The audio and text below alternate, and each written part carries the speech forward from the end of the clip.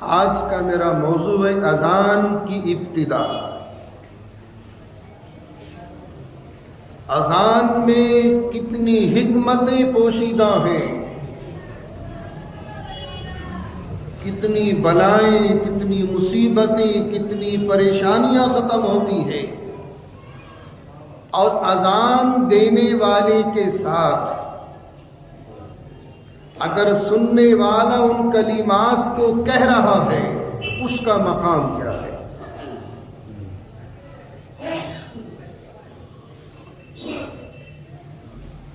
جب حضور پاک صلی اللہ علیہ وسلم ہجرت فرمانے کے بعد مدینہ طیبہ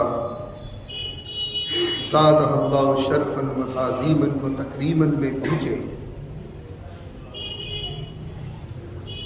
تو نماز کے لیے دقتیں ہو رہی تھی، کیسے بلائیں گے، کیا کیا جائے۔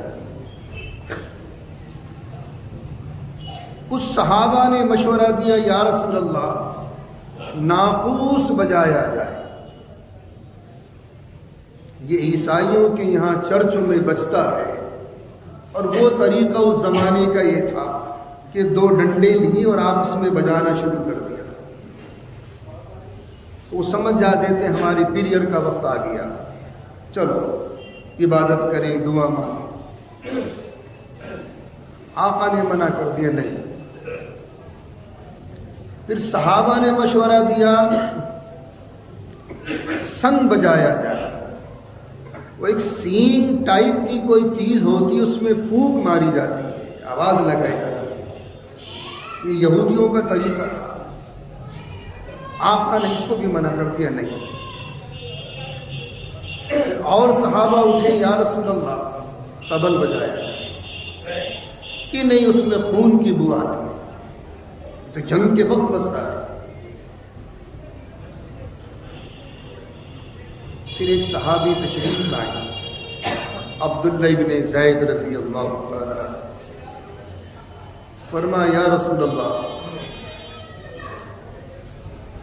خواب میں ایک فرشتہ آیا تو ہرے کپڑے پہن کے، خواب میں ایک فرشتہ آیا دو ہرے کپڑے پہن کے، اور اس نے پوری اذان مجھے سنائی۔ وہ اذان کے کلمات ان صحابی کو یاد بھی ہو گئے جو خواب میں بشارت تھی، پوری اذان۔ حکم ہو گیا صحابہ بلال کو سکھا دو یہ کلمات۔ جب سے اذان شروع ہوئی، جو کہ بلال کی آواز بلند بھی تھی اور سوز گداز بھی تھی، درد بھری آواز۔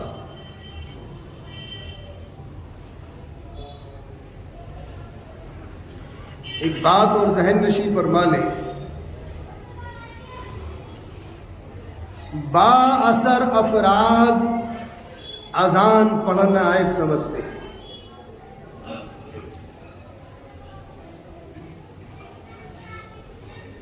سستا سا مؤذن ڈھونڈ لیا، اس کے الفاظ بھی صحیح نہیں، اس کے کلمات بھی صحیح نہیں۔ اذان ایسی دلواؤ، ایسا مؤذن ڈھونڈو کہ چلتے راہگیر رک جائیں اس کی آواز سے۔ الفاظ کی ادائیگی، ترنم بھی ہو، درد بھی ہو لہجے۔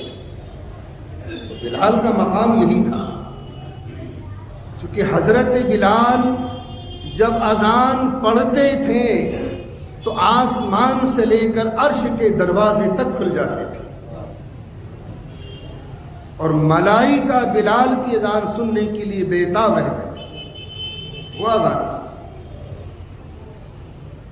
باثر آدمی سستا مؤذن ڈھونڈ لیتے ہیں، اور پھر اس پر جو کوئی ادات لگائی جاتی ہے ہمارے معاشرے میں، تمہیں پتہ نہیں مؤذن اور امام کا مقام کہ آئے گا، اسی سلسلے میں آئے گا انشاءاللہ یہ تفصیل۔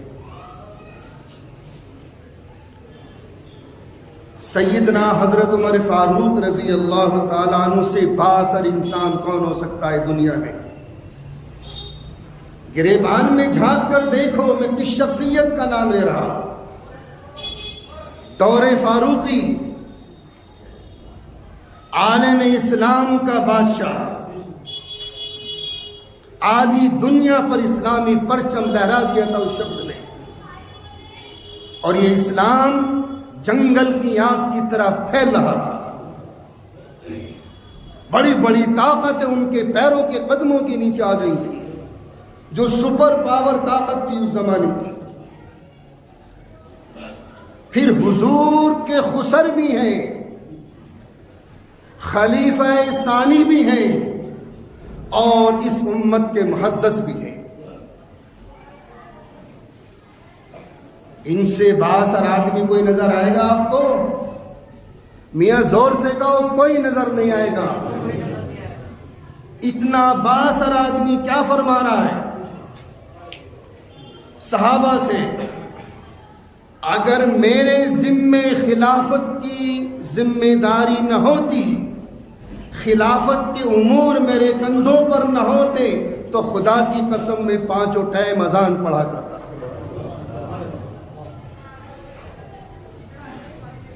آج تم سستا مؤذن ڈھونڈتے پھرتے ہو، سستا امام ڈھونڈتے پھرتے ہو۔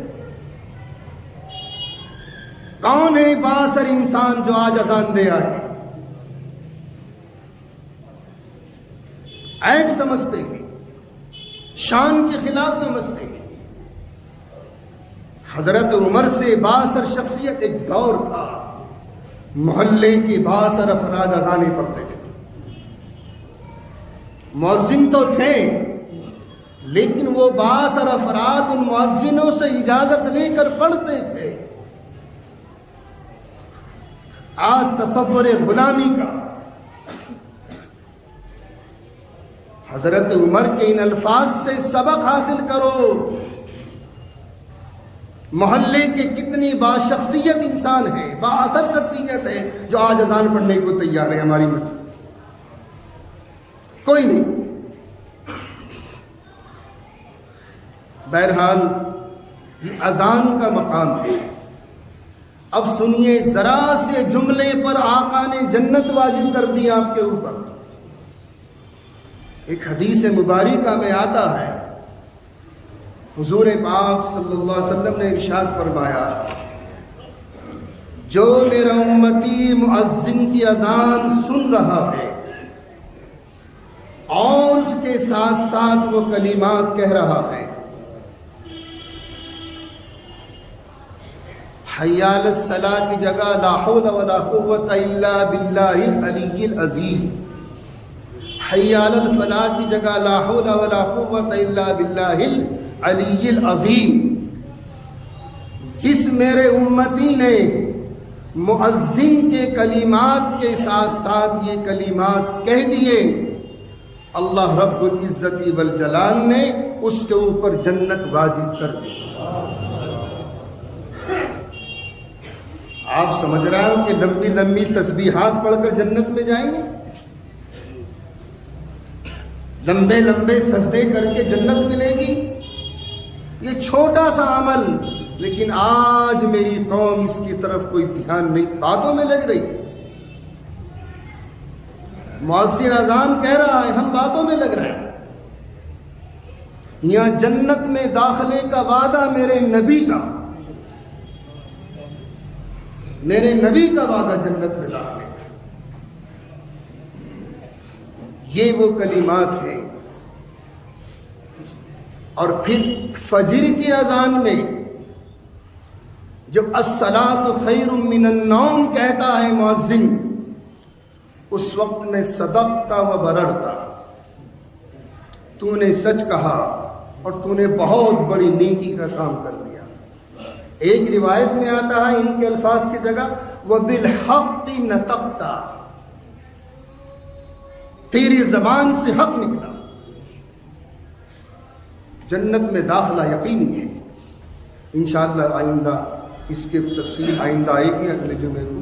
اذان کی ابتدا اور اذان کا مقام کیا ہے، اذان دینے والے کا مرتبہ کیا ہے، مؤذن اور امام کا مقام کیا ہے، تو بااثر شخصیات بھی گاہے گاہے اگر ان سے اذان پڑھنی آتی ہے تو پڑھ لیا کریں تاکہ حضرت عمر کی یہ سنت بھی زندہ ہو جائے. انشاءاللہ باقی تفصیل آئندہ.